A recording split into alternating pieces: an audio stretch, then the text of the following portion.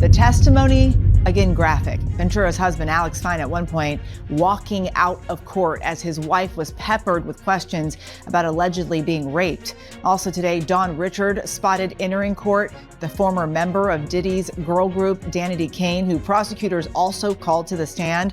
This week has been extremely challenging, but also remarkably empowering and healing for me. I hope that my testimony has given strength and a voice to other survivors and can help others who have suffered to speak up and also heal from abuse and fear. For me, the more I heal, the more I can remember. And the more I can remember, the more I will never forget. Is there anything that you may want to confess tonight before you go in? I keep everything right here. There you go. Or right here. Cute, right? Well, not after everything we know now. Because what Cassie was hiding wasn't just a secret, it was a silent cry for help. Behind that image was a decade marked by fear, violence, humiliation, and control. That very night at the Met Gala, it's been reported that Diddy assaulted her in the bathroom, and worse, several celebrities allegedly witnessed it and said nothing.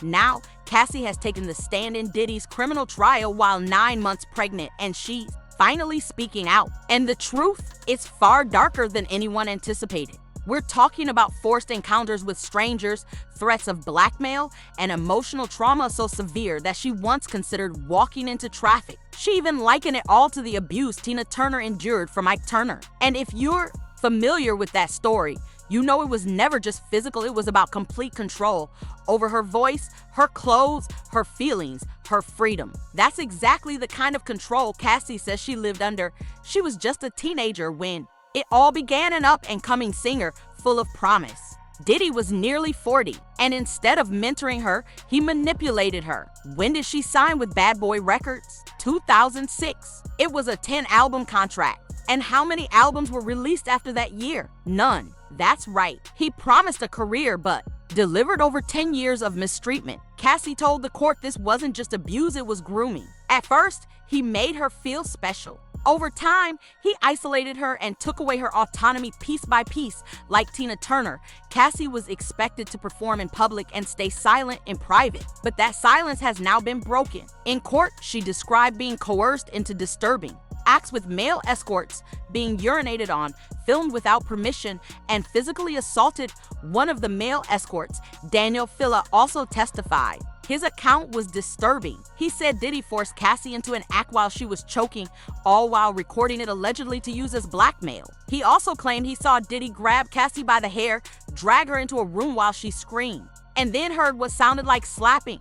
Now, Cassie herself has confirmed these details. In testimony, she was asked, "Why were you choking? Too much in my mouth." She replied, "Who else was on you? Sean. Did you want Sean to do that? I didn't want anyone to do that to me.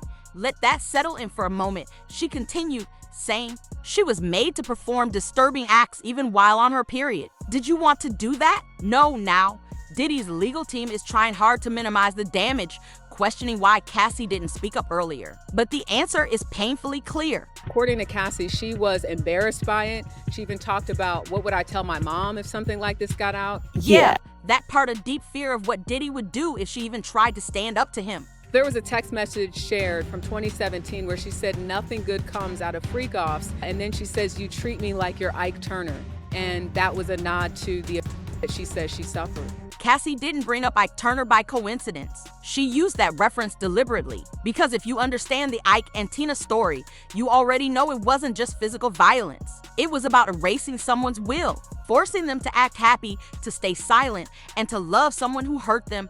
That's the exact situation Cassie describes, one where fear dictated every move she made. And now, with video evidence and firsthand testimony, the courtroom doors have swung open. Cassie has survived something unimaginable, and her story could play a significant role in determining what consequences Diddy will now face. Diddy's ex, Cassie Ventura, who is 9 months pregnant, was on the stand for the second day in a row.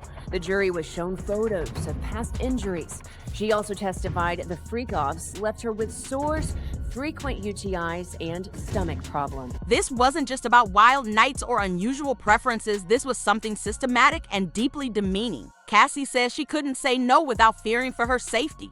"Why did you speak to him gently? I didn't want him to get angry," she replied. She even deleted videos from her own phone to avoid being blackmailed. I wrote, "Please delete the videos off your phone. Too many people have access to your devices." His response? "No iCloud, all good." Then the Ambien would kick in, and when she finally left him, she says he assaulted her again, this time during a final conversation right on her living room floor. Now picture this Cassie, 9 months pregnant, standing in court facing Diddy and speaking her truth, knowing the whole world would hear it. And Cassie Ventura completing her testimony. She's been pretty stoic, but this afternoon she broke down in tears. She did, Eva, and she had kept her composure for most of her 4 days on the witness stand under really uncomfortable cross-examination and testimony generally, the most intimate, graphic, demeaning things that you could imagine. She spoke about in open court in front of everybody, and she broke down today when she was asked by prosecutor Emily Johnson on redirect examination whether Sean Combs had her during freak-offs, those marathon-fueled sessions with male dudes. Her emotional testimony brought others to tears. But the moment that struck the deepest chord wasn't about the abuse, it was her statement that revealed what mattered most to her. "I would give the money back because I would have agency and autonomy, and I wouldn't have to fight so hard to regain them." She was referring to the $20 million settlement from Diddy. She would trade it all just to reclaim her freedom. That isn't about money, that's about a desperate need for independence. That's exactly why her message referencing Ike Turner was played in court. Because freedom is what Tina Turner fought for too. Tina once said, "I felt obligated to stay. I was afraid. I didn't want to hurt him. And after he beat me, I was sitting there bruised and torn, and suddenly I was feeling sorry for him. Maybe I was brainwashed." Cassie told the court something similar, how she often blamed herself. She carried the shame, covered the bruises, smiled when she wanted to disappear. She led 2 lives, one adored by the public, the other barely recognizable in the mirror. "I felt like an object constantly objectified by men," she said. The trauma was so overwhelming, her husband had to step out of the courtroom when she began to describe certain moments. Prosecutors claiming the defense dragging it out, trying to force a mistrial. The testimony, again, graphic. Ventura's husband, Alex Fine, at one point walking out of court as his wife was peppered with questions about allegedly being.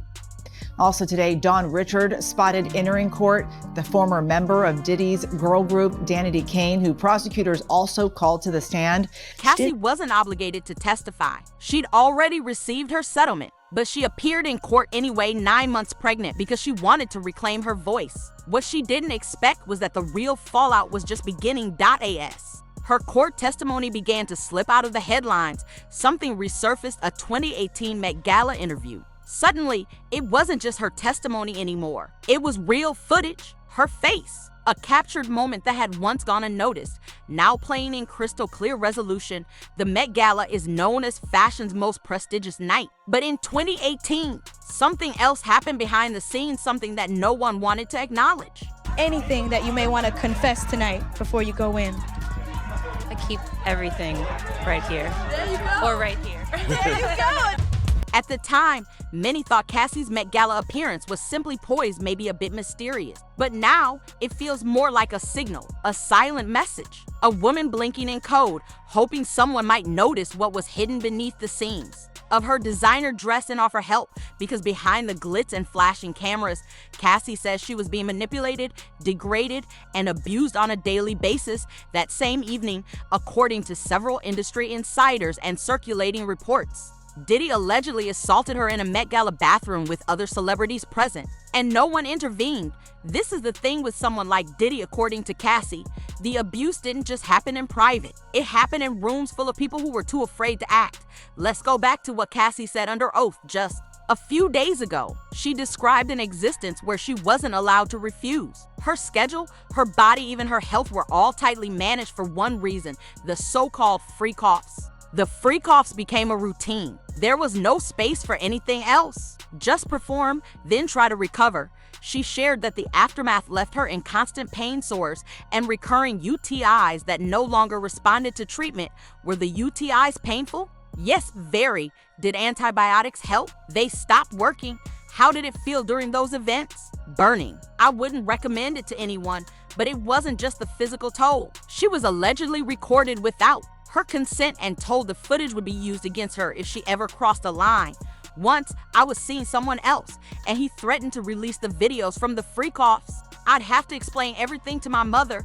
What did Sean say the result would be? Shame. So when that old Met Gala footage began resurfacing, it didn't spark interest, it sparked alarm. Suddenly, the stiff posture, the guarded tone, the way Diddy loomed behind her in the video, it all looked different. He smiled and laughed, but never stopped watching. And then there's what happened after the red carpet, which never made it onto the live stream, according to Courtroom. Testimony and insider sources, Cassie was assaulted in a private bathroom that night. And she wasn't alone. Other celebrities were allegedly nearby, possibly even inside the room. Whether they heard the sounds, saw her shaken, or witnessed more, no one spoke up. Because in 2018, Diddy wasn't being held accountable. He was still on top. He was Puff, brother love, a business powerhouse, someone who could elevate or end careers with a single call. Cassie, to many, was just another singer who got a break by dating her boss. That was the perception, but behind the scenes, she says she was enduring unimaginable abuse. That night at the Met Gala, it became a snapshot of the life Cassie claims she lived for 10 years, a glamorous exterior covering the pain beneath, a designer dress hiding emotional and physical scars, a partner embraced by the industry because he paid well, and a room full of powerful individuals who saw enough to know better but stayed silent. Cassie kept showing up but said she was barely hanging on. There was a time I couldn't take the pain anymore, she said. I tried to walk into traffic. She testified that Diddy would slam her against walls, stomp on her face, drag her across hotel floors. At one point, she says, he threw her across patio furniture after allegedly holding her over a balcony. And this isn't just her account. The world has now seen visual proof hotel surveillance footage from 2016 that supports her claims. Allegedly shows Combs' then-girlfriend Cassie Ventura in a hallway. A now settled lawsuit filed by Ventura claimed that she was trying to leave the hotel after a drunken Combs punched her. The video appears to show Combs chasing her down the hall, throwing her to the ground, and then repeatedly kicking her. Rumors spread quickly and public outrage followed, but Diddy's team remained silent, as they often had. There were no charges, no accountability. But now, that same video was presented in its entirety, all 15 minutes of it, inside a federal courtroom in Manhattan. For the third day in a row, jurors watched hotel surveillance of Diddy and Cassie. The full unedited 15-minute version was entered as evidence and shows moments we hadn't seen before. Cassie barefoot in a dark hoodie, waiting for the elevator and using the hotel phone. And this security director responding to the attack took these pictures of the aftermath. Broken vases and marks. According to journalists present, the courtroom fell completely silent. The edited version the public had seen earlier barely scratched the surface. The full, unedited footage showed exactly what Cassie had described both before and after the incident. She appeared to be trying to get away. The assault, she said, followed a freak-off that went wrong. Cassie could be seen barefoot, contacting the front desk, looking for help. Diddy allegedly pursued her, dragged her back, and reportedly destroyed parts of the hotel room in the process. The jury didn't just see the assault, they reviewed the physical evidence. Federal agents brought out the cash, the baby oil, every item Cassie had previously linked to the freak-off events, all of which were recovered from Diddy's hotel suite the night of his arrest. So the federal agent who helped coordinate the search of Sean Combs' hotel room, she's the one that held up $9,000 in cash, kind of fanned it like a deck of cards for the jury to see. She also testified that there was ketamine and MDMA found in Combs' hotel room and other, kinds of supplies that Cassie Ventura said he would stock for freak-offs. Then came the question from the prosecution that brought everything to a standstill. Did he assault you during the freak-offs? Cassie, her eyes filled with emotion, responded, yes. At this point, it wasn't just about accusation. There was surveillance footage supporting witness accounts, confirmed federal raids, visible signs of injury, and a survivor who chose to speak out regardless of the personal cost. Diddy's ex, Cassie Ventura, who is 9 months pregnant, was on the stand for the second day in a row. The jury was shown photos of past injuries. And yet, it took years for people to truly listen to her, which leads to a difficult question. If so many knew, why didn't anyone speak up? Cassie wasn't hidden away. She was on red carpets, sitting VIP at events, front row at fashion shows, walking hand in hand with Diddy at the Met Gala, the Grammys, the BET Awards. She was being harmed while in plain sight. And still, not a single celebrity, not one influential peer, chose to step in. Now, Cassie has confirmed the whispers that were circulating all along.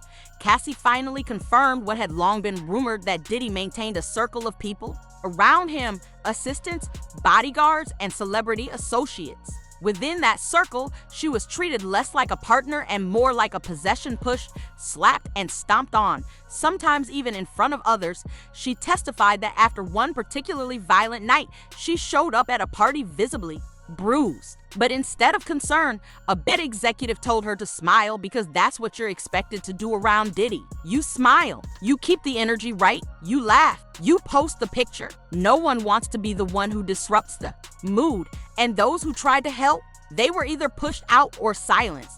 Cassie shared one instance when, after being assaulted, she reached out to Scott Mescudi, better known as Kid Cutie, for help. In her words, Diddy responded by saying he wanted Scott's friends to witness his car being blown up. Yes, you heard that right. Cassie's ex-boyfriend's car was reportedly destroyed after she saw his support. If that sounds like something out of a movie, it's because, according to these accounts, Diddy allegedly ruled through a combination of wealth, intimidation, and control. Daniel Phillips, a male escort who also recently testified, echoed that sentiment. When asked by the defense why he hadn't come forward sooner, he said, "I believe this was someone with unlimited influence. Even if I went to the police, I feared for my life and for others who may not have been directly threatened. In an industry driven by relationships and reputation, who would risk speaking out, especially against the person who signed their checks." Now let's turn to Dawn Richard, a member of Danity Kane. She was also called to the stand. Once an artist under Diddy's label, she, like Cassie, filed her own lawsuit in 2023, accusing him of abuse and exploitation. Dawn worked closely with Cassie for years. She saw it all unfold. Now, she's no longer staying silent. She recalled the moment when Cassie came downstairs asking about his phone, and he threw her to the floor. He tried to kick her, and she dropped down, curling into a fetal position to protect her head. Dawn also testified that she saw Diddy strike Cassie with a skillet full of eggs. She feared for Cassie, but admittedly feared for her own safety even more if she spoke out. And yet, even with survivors coming forward, the silence from the rest of the industry remains loud. Where are the apologies from those who stood beside Diddy on red carpets? Those who posted #MeToo when it was trending, only to scroll past Cassie's story without acknowledgement. Let's be honest, even if briefly, the industry shielded him. They overlooked everything because the music kept selling, because nobody wanted to give up their backstage pass to the bad boy empire. Cassie, in their eyes, was young, attractive, a woman being taken care of. They didn't look deeper. They saw status, not what was happening beneath it. And even now, with recordings, images, and a 15-minute hotel surveillance video in the open, that silence lingers. When Cassie walked out of that courtroom, she didn't say much, but her attorney did. And her words landed with the weight of a gavel. It's been extremely challenging, but also remarkably empowering and healing for me. I hope that my testimony has given strength and a voice to other survivors and can help others who have suffered to speak up and also heal from it and fear. For me, the more I heal, the more I can remember. And the more I can remember, the more I will never forget. And this isn't just a press statement, it's a message. Cassie's not just speaking for herself anymore. She's standing up for every woman who was groomed, silenced, and left in the background of someone else's spotlight. It's been a heavy week. And now the industry seems nervous because if Diddy falls, he may not fall alone. So here's what I want to ask you. Do you think Cassie was the only one? Why do you think so many celebrities stayed quiet for so long? And do you believe there Are more videos still out there waiting to surface? Let me know your thoughts in the comments below, because this story is far from over. The trial is moving quickly and new information is coming out daily. So hit that subscribe button and stay tuned, because the next update could shake Hollywood even more. See you in the next one.